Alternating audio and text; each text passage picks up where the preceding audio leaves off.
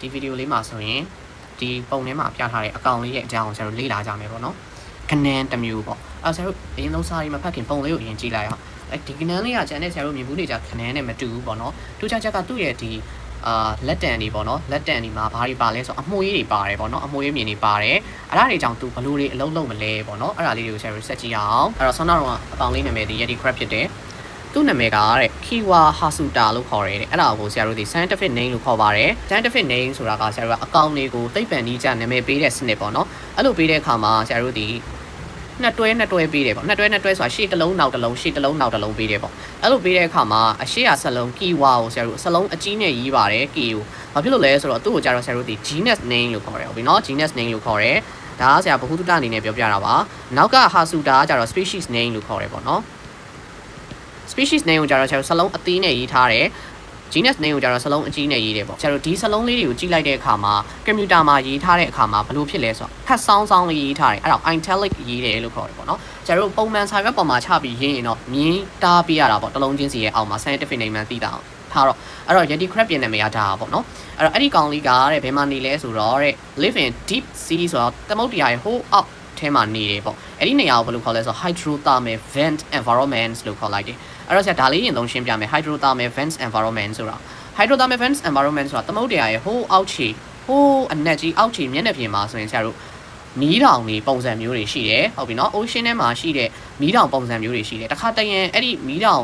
်ဒီသမုဒ္ဒရာအောက်ခြေမှာရှိတဲ့မီးတောင်တွေကနေချော်ရည်တွေထွက်နေတာမျိုးတွေရှိတယ်အဲ့ဒီလိုမျိုးနေရာတွေကိုဆရာတို့ဒီ hydrothermal vents လို့ခေါ်ပါတယ်အဲ့ဒီနေရာမှာဘာဖြစ်လဲဆိုတော့ sunlight cannot reach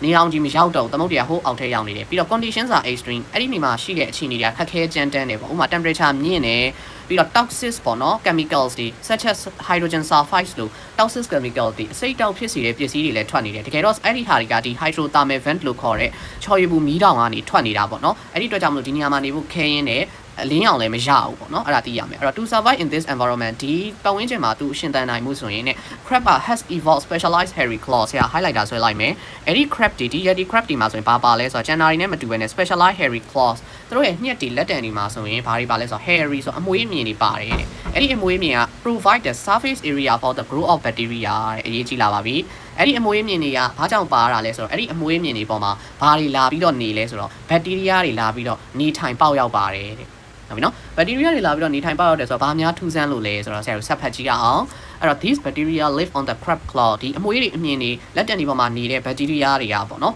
ဘာတွေကိုသုံးလဲဆိုတော့ use chemical from the vent water ဆိုတာ hydrothermal vent ကိုပြောတာပါပဲဒီပတ်ဝန်းကျင်မှာရှိတဲ့ရေကိုသုံးပြီးတော့ဘာလုပ်လဲဆိုတော့ energy ထုတ်ပါတယ်တဲ့ဘယ်နည်းနဲ့ထုတ်လဲဆိုတော့ chemosynthesis နည်းနဲ့ထုတ်တယ်ဆိုတော့ဒီထဲမှာတော့မပါဘူးဆရာနည်းနည်းလေးဘဟုတုတအနေနဲ့ပြောပြမယ်ဆရာတို့တောက်သမီးတို့ photosynthesis ဆိုတာကြားဘူးလေ photosynthesis ဆိုတာအလင်းကိုအမှီပြုပြီးတော့အစာဖွဲ့စည်းတာ chemosynthesis ဆိုတာကကြတော့ chemical ပစ္စည်းတွေကိုအမှီပြုပြီးတော့ဖွဲ့စည်းတာ chemical ပစ္စည်းတွေဆိုတော့ဘာတွေလဲဆိုတော့ဆရာတို့ဒီမီးတောင် data hydrothermal vent data မှာအပေါ်မှာပြောခဲ့တဲ့ hydrogen sulfide လိုမျိုးအခြားပစ္စည်းတွေအများကြီး chemical ဓာတ်ငွေတွေအများကြီးထွက်နေတယ်အဲ့ဒီဟာတွေကိုယူပြီးတော့ဒီ Yeti crab ရဲ့လက်တံဒီပေါ်မှာနေတဲ့ bacteria လေးတွေကအစာချက်လုပ်တယ် energy ထုတ်တယ်တဲ့ဟုတ်ပြီနော်အဲ့တော့ဆိုလိုတဲ့သဘောတရားကဒီ Yeti crab ပေါ်မှာနေတဲ့ bacteria လေးတွေက chemosynthesis နည်းနဲ့အစာထုတ်ပြီးတော့အသက်ရှင်နေပေါ့ဘယ်ပေါ်မှာအသက်ရှင်နေရလဲဆိုတော့ Yeti crab လေးတွေရဲ့ဒီ hairy claw လို့ခေါ်တဲ့အမွှေးတွေပေါက်နေတဲ့လက်တံတွေပေါ်မှာအသက်ရှင်နေတယ်ဟုတ်နော် instead of relying on the sunlight ပေါ်မှာမမိခိုဘူးတဲ့မိခိုမဲ့အစားပေါ့နော် they convert chemical energy into organic matter အဲ့ဒါဘာကိုပြောရလဲဆိုတော့ chemosynthesis ကိုပြန်ရှင်းတာပါဆောင်းလာဆရာပြောသလိုပဲ they ဆိုတာကအဲ့ဒီ bacteria လေးတွေက chemical energy ကိုမှဘယ်ကိုပြောင်းလဲဆိုတော့ organic matter အနေနဲ့ပြောင်းလိုက်တယ်တဲ့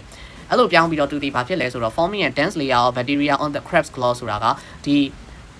ခနန်းရဲ့လက်တံတွေပေါ်မှာ bacteria တွေအများကြီးဖြစ်လာတယ်ပေါ့နော်သူတို့ energy တွေထုတ်တယ်မျိုးတွေပွားတယ် bacteria တွေအများကြီးပေါက်လာတယ်ပေါ့အဲ့တော့နောက်ထပ်တစ်ခုကကျတော့ Yeti crab က benefit from the relationship Yeti crab ကလည်းတဲ့ဒီ relationship ဆိုတာသူနဲ့ bacteria နဲ့ Yeti crab နဲ့ bacteria relationship ကနေဘာအကျိုးကျေးဇူးရလဲဆိုတော့တဲ့သူကဘာလုပ်လိုက်လဲဆိုတော့ Yeti crab က feeding or harvesting these bacteria သူ့ရဲ့ဒီလက်တံတွေပေါ်မှာလာပေါက်နေတဲ့ bacteria တွေကိုစားခြင်းအပြင်ဟုတ်ပြီနော်စားခြင်းအပြင် as a food source သူ့ရဲ့အဓိကအစာရင်းမြစ်အဖြစ်စားသုံးခြင်းအပြင်သူဒီဘာဖြစ်လဲဆိုတော့ benefit အကျိုးရှိပါတယ်တဲ့အဲ့တော့ Yeti crab တွေကသူ့ရဲ့လက်ပေါ်မှာ bacteria တွေကိုပေးပေါက်ခွင့်ပေးထားတယ်ပွားလာပေါ့နော်ဒီလက်ပေါ်မှာလာပြီးတော့မင်းတို့နေလို့ရတယ်ပွားလို့ရတယ်အဲ့ဒီလိုမျိုး bacteria တွေကိုလည်းသူကနေစရာပေးထားတယ်နောက်ပြီးတော့သူတို့ကအဲ့ဒီ bacteria တွေကိုလည်းပြန်စားပြီးတော့အသက်ရှင်နေဟ ပြီနော်အဲ့ဒါဆိုရင်ဆရာကဒီမှာတာတို့သမီးတို့နည်းနည်းလေးပြောပြမယ်ចောင်းသားတော်တော်များများဘာရောလဲဆိုတော့ Yeti crab တွေကဘက်တီးရီးယားတွေကိုစားပြီးတော့အသက်ရှင်တယ်ဆိုတဲ့စကားလုံးကိုကြားပြီးတော့ចောင်းသားတွေကဘာဖြစ်သွားလဲဆိုတော့အဲ့ဒါဆိုရင်ဘက်တီးရီးယားတွေကအကျိုးရုပ်သွားမှာပေါ့ဆိုတဲ့အတွေ့ဝင်သွားနိုင်တယ်အဲ့လိုမဟုတ်ပါဘူးဆရာပြောပါတယ်နော်အဲ့လိုမဟုတ်ပါဘူးဟာဆရာရဲ့ဘာလို့လဲဆိုတော့နံပါတ်1ချက်အပေါ်မှာဒီဘက်တီးရီးယားတွေရှင်သန်နိုင်အောင်နေထိုင်နိုင်အောင် Yeti crab ကသူ့ရဲ့လက်တံတွေကိုနေစရာအဖြစ်ပေးထားပြီးသားအဲ့ဒီအတွက်ကြောင့်မလို့ဘက်တီးရီးယားတွေမှာနေစရာရပါတယ်ဘက်တီးရီးယားတွေကဘာရလဲနေစရာရတယ် habitat ရတယ် habitat ရပါတယ်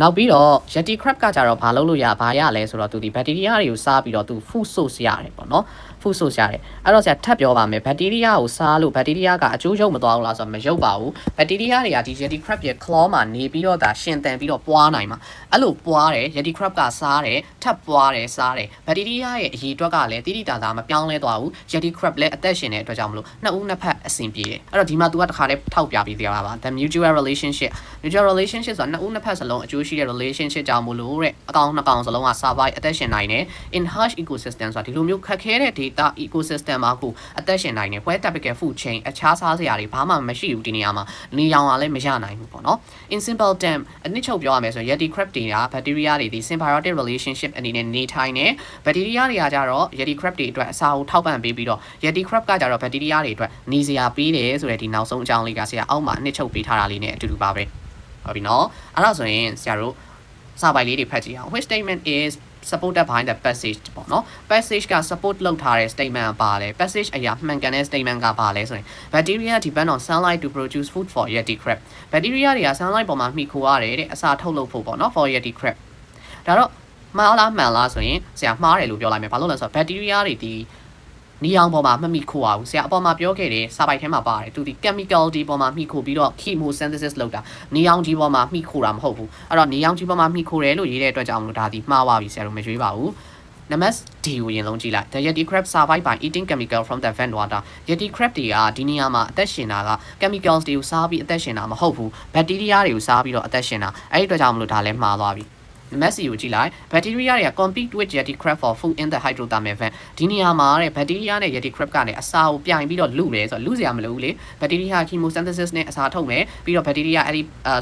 Yeti crab ကအဲ့ဒီ bacteria ကိုစားမယ် compete လို့ပြောတဲ့အတွက်ကြောင့်မလို့မဟုတ်ပါဘူးမှားပါတယ်အဲ့ဒါဆိုရင်အဖြေမှန်နံပါတ် B ပေါ့အဲ့ဆိုရင် B ရရောမှန်ရဲ့လားဆရာဆိုရင် the Yeti crab and bacteria both benefit from living together Yeti crab နဲ့ bacteria တွေကအတူတူနေတဲ့အတွက်ကြောင့်မို့လို့ဘာဖြစ်လဲဆိုတော့အကျိုးရှိပါတယ်တဲ့နော်အဲ့ဒါဆိုရင်ဒီနံပါတ် B ရမှန်တာပေါ့